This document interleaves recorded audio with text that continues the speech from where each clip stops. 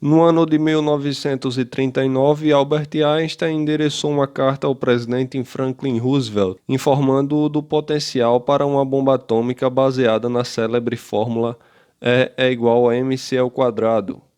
Acontecimento que, nas palavras de Ray Kurzweil, inaugurou a era atômica. Em 1945, a rendição japonesa na Segunda Guerra Mundial foi apressada pela detonação de duas bombas atômicas pelo governo estadunidense.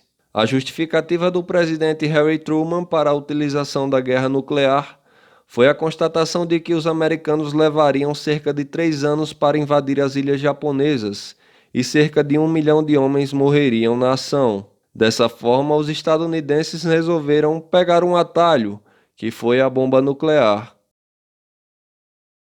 O sociólogo espanhol Manuel Castells explica que a criação e o desenvolvimento da internet nas últimas 3 décadas do século XX foram consequência de uma fusão singular de estratégia militar, grande cooperação científica, iniciativa tecnológica e inovação contracultural. Sua origem foi um esquema ousado, imaginado na década de 1960 pela ARPA, a Agência de Projetos de Pesquisa Avançada do Departamento de Defesa dos Estados Unidos, para impedir a tomada ou destruição do sistema norte-americano de comunicação pelos soviéticos em caso de guerra nuclear.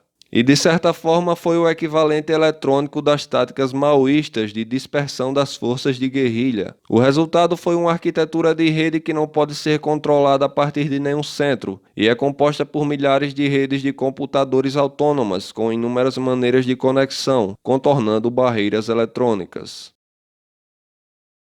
De acordo com o historiador das mídias Tim Wu, no ano de 1963, um homem chamado Joseph Licklider, funcionário da ARPA, enviou uma mensagem aos melhores cientistas de redes de computação, argumentando que chegara o momento de se construir uma rede de computadores universal. Era a semente do que conhecemos hoje como internet. Nos anos 60, Licklider imaginou uma grande rede universal pela qual as mentes de toda a humanidade poderiam se conectar via computadores. Essa estranha ideia foi o fundamento da internet.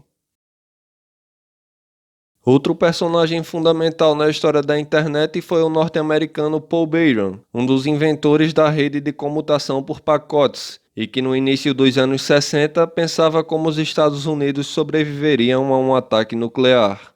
O estudioso das mídias digitais Luiz Mauro Sá Martino explica que Beira introduziu a ideia básica de rede como conexão descentralizada de todos com todos, lançando, no ano de 1962, o princípio essencial para o desenvolvimento da internet. No contexto da ameaça de guerra nuclear, a tarefa de Beiran era garantir que, se um local da rede fosse destruído, os dados não se perderiam e as outras conexões continuariam funcionando. Beiran notou um problema crucial nos dois principais tipos de rede de sua época: a dependência em relação ao centro.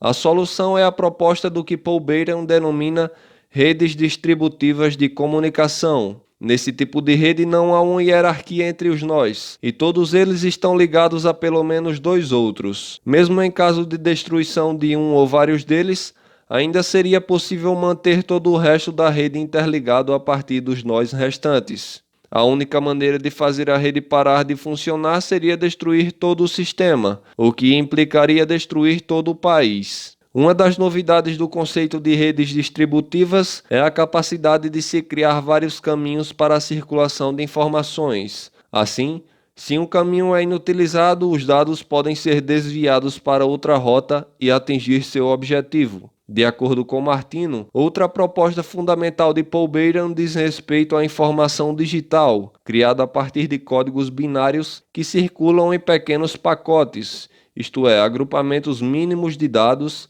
que podem ser montados e desmontados como peças de um módulo. A ideia de Paul Beiran era ter uma rede altamente redundante, ou seja, com vários caminhos entre quaisquer dois pontos, de forma que, se um trajeto fosse interrompido, os outros resistiriam. Tim Wu explica que Beiran inspirava-se no cérebro humano, que às vezes pode se recuperar de danos redistribuindo funções perdidas por caminhos neurais ainda intactos.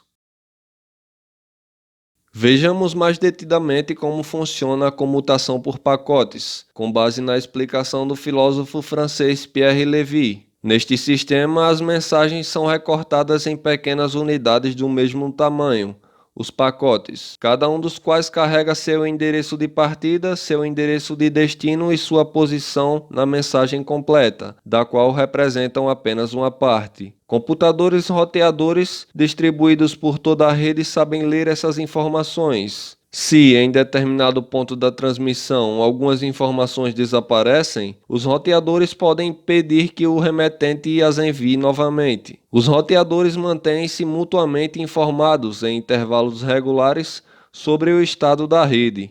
Os pacotes podem, então, tomar caminhos diferentes de acordo com problemas de destruição, pane ou engarrafamento, mas serão finalmente reagrupados antes de chegarem a seu destinatário. Esse sistema é particularmente resistente a incidentes, porque é descentralizado e sua inteligência é distribuída. Lévy explica que o padrão de comunicação ATM, que funciona de acordo com a comutação por pacotes, foi adotado pela União Internacional das Telecomunicações. Conforme descreve Manuel Castells, a primeira rede de computadores entrou em funcionamento em 1º de setembro de 1969 e se chamava ARPANET, em homenagem a seu poderoso patrocinador. De acordo com Tim Wu, a ARPANET era uma rede experimental que ligava computadores de universidades e do governo. Não se tratava da rede universal imaginada por Licklider, que poderia conectar uma rede a qualquer outra. Para uma verdadeira teia universal de computadores, era preciso uma linguagem também universal. Em 1973, esse era o problema enfrentado por dois jovens estudantes formados em ciência da computação. Tim Wu nos conta que a ARPANET era uma das 3 redes de pacotes em desenvolvimento na época, e que Cerf e Khan pensavam numa forma de fazer essas redes falarem umas com as outras. Essa era a necessidade imediata de uma internet, ou rede de redes, e a solução era o conceito de encapsulamento.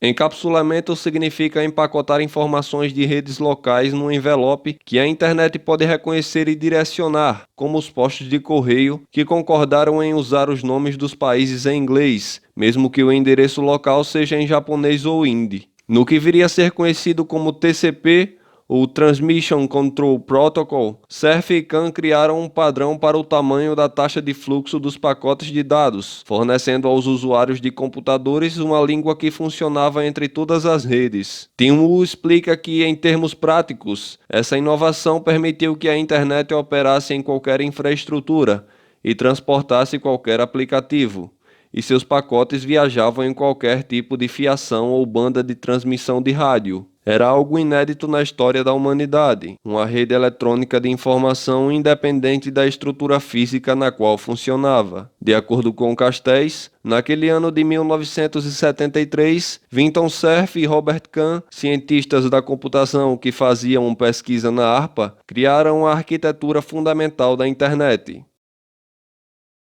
Castells explica que em 1978, Vinton Cerf e mais 2 colegas dividiram o protocolo anterior em 2 partes, servidor a servidor, o TCP, e protocolo interredes, o IP, e que em 1980, quando as concessionárias de telecomunicações, em especial as da Europa, impuseram outro protocolo de comunicação, o X25, como padrão internacional, o mundo aproximou-se bastante de se dividir em redes não comunicáveis, mas a capacidade do TCP/IP de adaptar-se à diversidade acabou por prevalecer. De acordo com Castells, o sistema de comunicação em rede nasceu em ampla escala na forma de redes de área local e redes regionais ligadas umas às outras, e começou a espalhar-se por toda a parte onde houvesse linhas telefônicas e os computadores estivessem equipados com modems.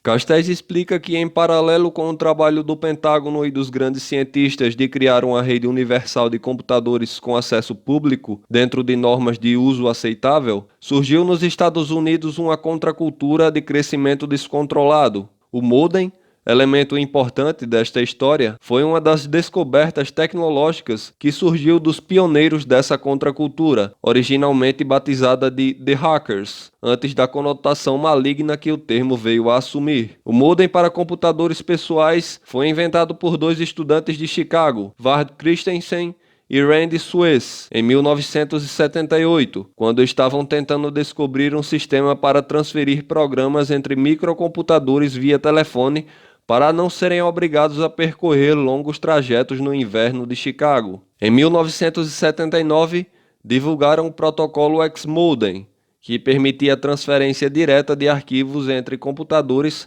sem passar por um sistema principal. Eles divulgaram a tecnologia gratuitamente, pois sua finalidade era espalhar o máximo possível a capacidade de comunicação, característica de seus ideais utópicos e libertários. O advento da computação pessoal e a comunicabilidade das redes, propiciados pela contracultura, incentivaram a criação dos sistemas de quadros de avisos, os BBS, do inglês Bulletin Board Systems, primeiro nos Estados Unidos e depois no mundo inteiro. Os BBS não precisavam de redes sofisticadas de computadores, só de computadores pessoais, modems e linha telefônica. Assim, tornaram-se os fóruns eletrônicos de todos os tipos de interesses e afinidades, criando o que Howard Heingold chamava de comunidades virtuais. O eminente sociólogo espanhol Manuel Castells relata que por volta de 1990, os não iniciados ainda tinham dificuldade para usar a internet, e um novo salto tecnológico permitiu a difusão da internet na sociedade em geral, a criação de um novo aplicativo, a Teia Mundial, que organizava o teor dos sites da internet por informação e não por localização, oferecendo aos usuários um sistema fácil de pesquisa para procurar as informações desejadas. A invenção da WWW aconteceu na Organização Europeia para a Pesquisa Nuclear, o CERN, em Genebra. Foi inventada por um grupo de pesquisadores chefiado por Tim Berners-Lee e Robert Cailliau. Eles não montaram a pesquisa segundo a tradição da ARPANET, mas com a contribuição da cultura dos hackers da década de 1970. De acordo com Castells, a equipe do CERN criou um formato para os documentos em hipertexto, ao qual deram o nome de linguagem de marcação de hipertexto, o conhecido HTML, dentro da tradição de flexibilidade da internet, para que os computadores pudessem adaptar suas linguagens específicas dentro desse formato compartilhado. Também configuraram um protocolo de transferência de hipertexto, o HTTP, para orientar a comunicação entre programas navegadores e servidores de www, e criaram um formato padronizado de endereços, o localizador uniforme de recursos, ou URL. Logo surgiram novos navegadores, ou mecanismos de pesquisa, e o mundo inteiro abraçou a internet, criando uma verdadeira teia mundial.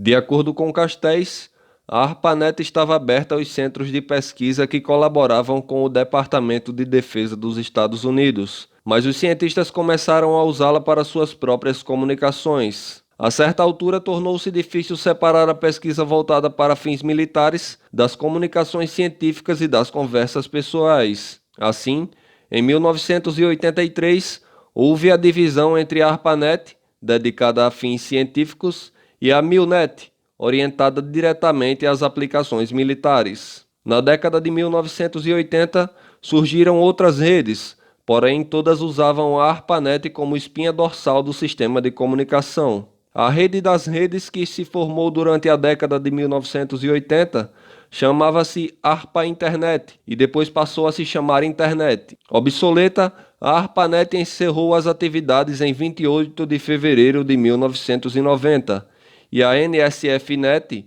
operada pelo governo, assumiu o posto de espinha dorsal da internet. Castells explica que as pressões comerciais, o crescimento de redes de empresas privadas e de redes cooperativas sem fins lucrativos levaram ao encerramento dessa última espinha dorsal operada pelo governo em 1995, prenunciando a privatização total da internet. Uma vez privatizada, a internet não contava com nenhuma autoridade supervisora, exceto diversas instituições e mecanismos improvisados. O sociólogo espanhol relata que em 1999 não existia nenhuma autoridade clara e indiscutível sobre a internet no mundo, sinal das características anárquicas do novo meio de comunicação, tanto tecnológica quanto culturalmente. De acordo com Tim Wu, em 2010 a internet havia se tornado uma rede universal para todos os tipos de dados, ligações telefônicas, vídeo, televisão, dados, um substituto em potencial para todas as outras indústrias da informação do século XX. Em termos tecnológicos, isso era produto de seu próprio projeto, pois a internet fora concebida para ser indiferente à natureza do conteúdo que transportava. Todavia, para as antigas indústrias da mídia do século XX, a natureza multifacetada da internet, sua capacidade de ser telefone, TV ou algo novo como o Facebook, consistia numa ameaça existencial.